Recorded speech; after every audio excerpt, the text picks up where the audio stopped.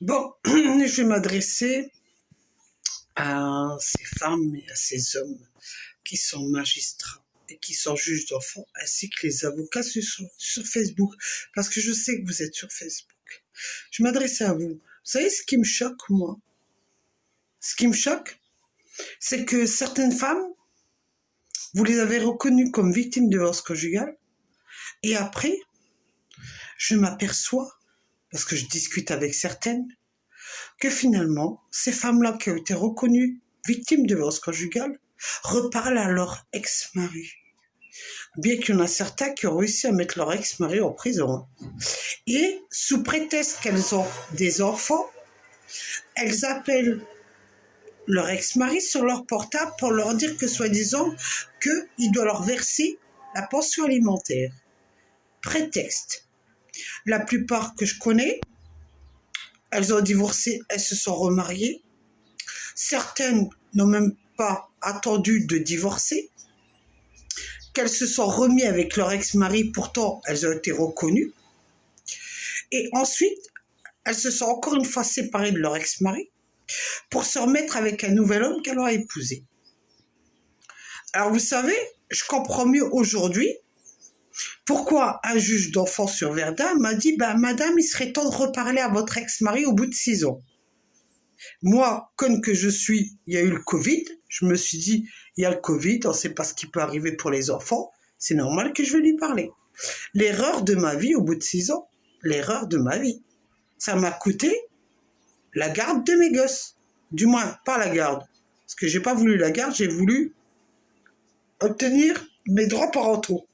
Ça m'a coûté ça parce que j'ai écouté un juge d'enfants qui m'a dit de reparler à mon ex-mari. Voilà l'erreur qu'il faut jamais faire.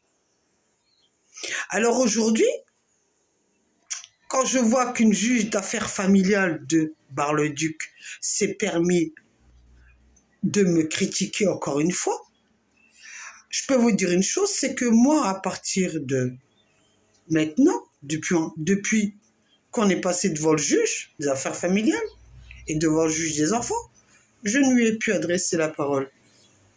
Et comme un jour ma fille m'a dit « Mais maman, si papa te demande pardon, est-ce que tu lui reparles ?» Je dis « Non. » Pourquoi? Son pardon va réparer tous les saloperies qui ont été écrites sur moi, sur des jugements qui ont été distribués à tous les bureaux administratifs.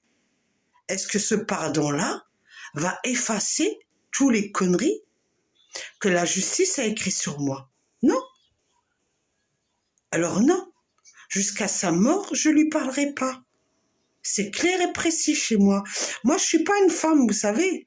Une femme qui va crier à toute tête, cet homme-là m'a battu, cet homme-là m'a fait ça, m'a fait dormir par terre comme une chienne enceinte. Il a voulu que je me fasse avorter de mes 2 dernières pour qu'aujourd'hui, je baisse la tête devant la justice de merde que vous êtes. Je vous le dis bien, vous êtes une justice de merde.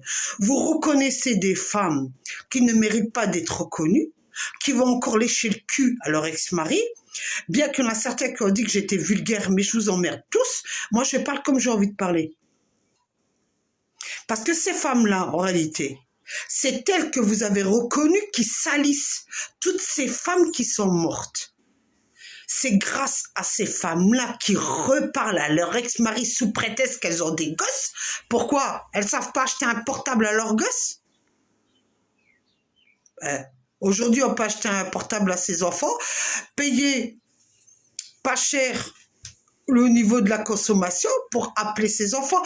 Pourquoi leur reparler à l'ex-mari? J'aimerais comprendre les choses.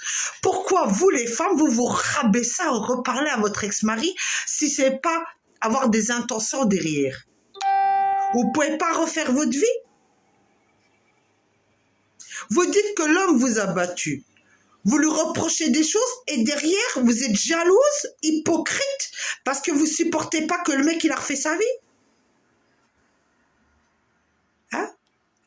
Et vous, la justice, vous les magistrats, les juges d'enfants, qui sont sur Facebook, et vous, les avocats, qui espionnez les gens, que vous faites croire que soi-disant que vous espionnez pas les gens, en réalité, vous reconnaissez ces pétasses-là. Et grâce à ces pétasses-là, Il y en a certaines qui ne seront jamais reconnues, mais qu'elles termineront au cimetière. Elles termineront tous au cimetière la plupart du temps. Hein? Alors quand il y en a une qui vient et qui me dit « Ah ben tu sais, hein, bah, tu devrais reparler peut-être à ton ex-mari, peut-être que tu obtiendrais tes droits. » Ah bon?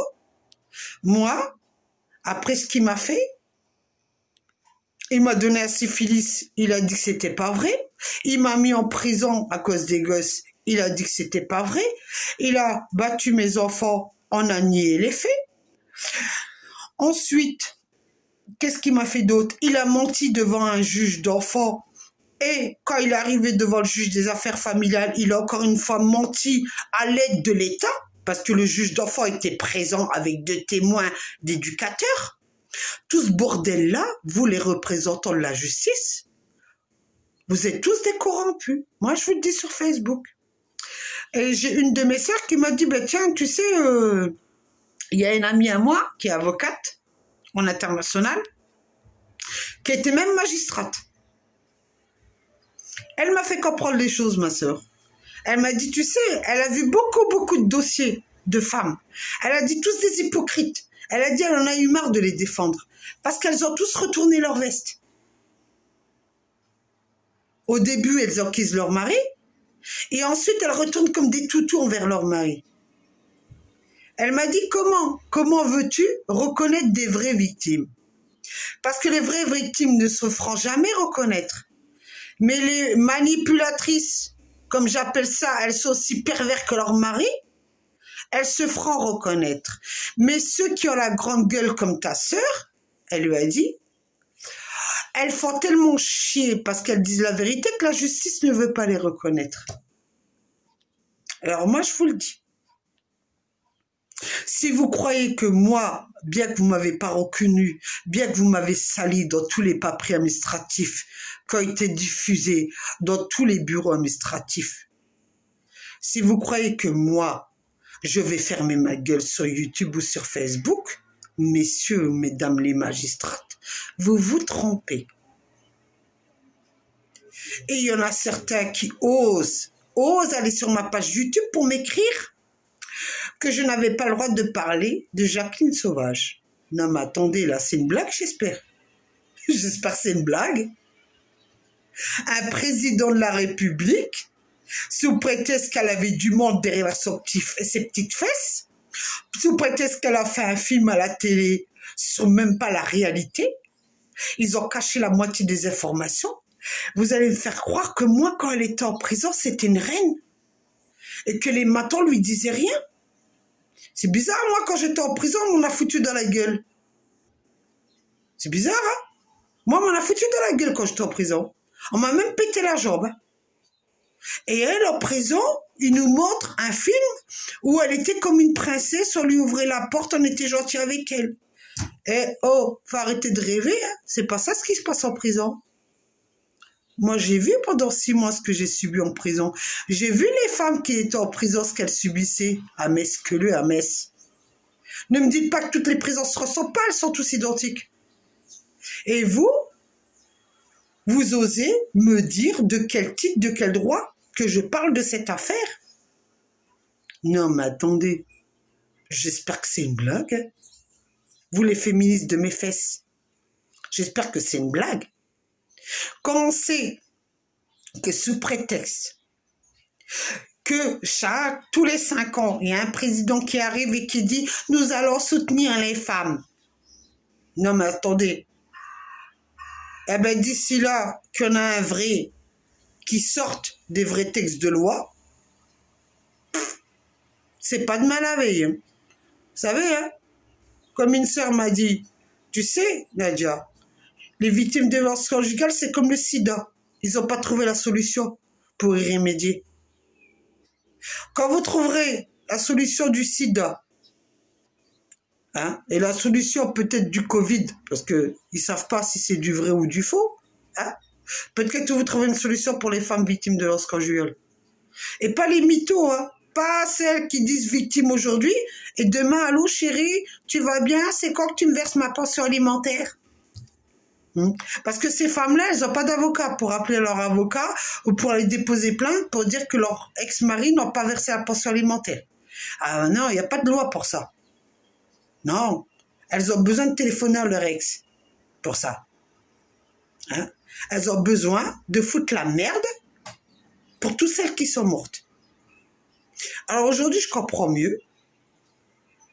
Alors épargnez-moi certaines nanas qui osent me dire, hein, ah ben je te comprends pas, tu devrais trouver une solution. Il n'y a pas de solution.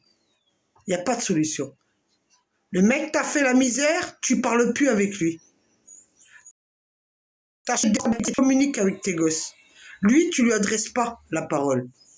Il a besoin de t'adresser à toi, tu prends un avocat et tu lui adresses une lettre à ton avocat et tu lui dis, voilà, maître, veuillez dire à monsieur qui m'oublie et qui fasse le nécessaire sur mes droits.